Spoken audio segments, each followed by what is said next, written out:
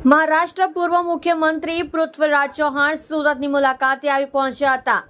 શહેર કોંગ્રેસ દ્વારા ઈશ્વર ફાર્મ ખાતે પત્રકાર પરિષદનું આયોજન કરાયું હતું, જેમાં સુરત કોંગ્રેસ લોકસભાના ઉમેદવાર નિલેશ કુંભાણીના ઉમેદવારી પત્ર રદ થવા બદલ ભાજપ પર આક્ષેપો કર્યા હતા, જ્યારે એમના કોંગ્રેસ પક્ષના માજી કોર્પોરેટર અસર કલ્યાણીએ उम्मीदवार नीलेश कुंभाणी वेचाई जवानो गंभीर आरोप मुक्यो હતો। सर दो ही सवाल, एक तो जो उम्मीदवार यहाँ से हट गया है और वो बारे में यहाँ का जो बनाओ आपको सब पूछ तो लिया है, और एक तो मोदी नरेंद्र मोदी अभी जो भाषणबाजी कर रहे हैं वो बारे में सब पता। दो चीज़ें हैं कि जब मैं सूरत एरिया में प्रचार करने प्रेस कॉन्फ्रेंस के लिए आया था तो मुझे पता चला कि कुछ ऐसी घटनाएं घटी हैं। अब देखिए, चुनी हुई सरकार गिराने का तो अनुभव हमें भी है। विधायकों को खरीदा जा रहा है, 50-50 करोड़ की बात हो रही है, कुछ ईडी सीबीआई इनकम टैक्स का धोस दी जा रही है, जेल डालने की धमकी दी जा रही है, कोनों को राज्यसभा सीटें देकर खरीदा जा रहा है। लेकिन ये चुनाव के पहले घटना घटी है। देखिए, 3 लोगों ने पर्चा भरा था, वो अब कह रहे कि हमारा सिग्नेचर नहीं है, तो सिग्नेचर है कि नहीं है तो कानूनी जांच उसकी हो सकती है। 8 प्रत्याशियों ने अपने नामांकन वापस लिए, उन पर क्या दबाव डाला है, उनको क्या लालच दिया है, किस तरह का सौदा हुआ है।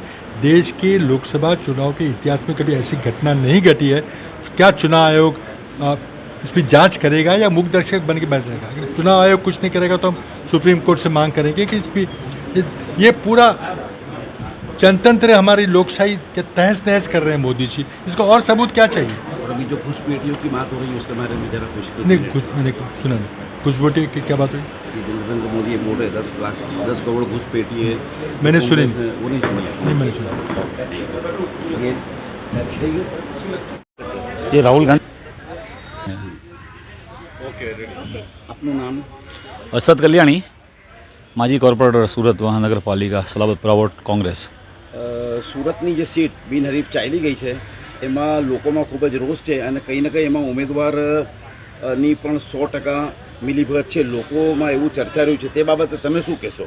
મિલીભગત નહીં, ગુનેગાર, ચોરી, મનમાં પાપ, ગદ્દાર, ચીટર, જે કહીએ તેટલું ઓછું છે। સમાજ જોડે એને દ્રોહ કર્યો છે, કોંગ્રેસ પક્ષ જોડે દ્રોહ કર્યો છે, આ દેશ જોડે દ્રોહ કર્યો છે। નિલેશ કુંભાણી 24 કોંગ્રેસના ઉમેદવારે જે રીતે પક્ષ જોડે ગદ્દારી કરી તે હું માનું છું કે લોકો જોડે પણ એને ગદ્દારી કરી છે। આ શહેરની અંદર લોકો કોંગ્રેસને મત આપવાના હતા અને આ વખતે બીજેપી હારવાની હતી, એટલે બીજેપીને પણ એવું જોઈતું હતું ને ખરીદ ફરોખ થઈ છે, પૈસાની લાલચ અપાઈ છે અને એને ખરીદ્યો છે અને ખરીદાયો છે અને એણે વેચાઈ ગયો છે ત્યાં, અને વેચાઈને પક્ષ જોડે ગદ્દારી કરી છે। એમાં કોઈ શંકાને સ્થાન નથી કે એ ચીટર જ છે, મહાઠગ જ છે, એણે ઠગગીરી જ કરી છે।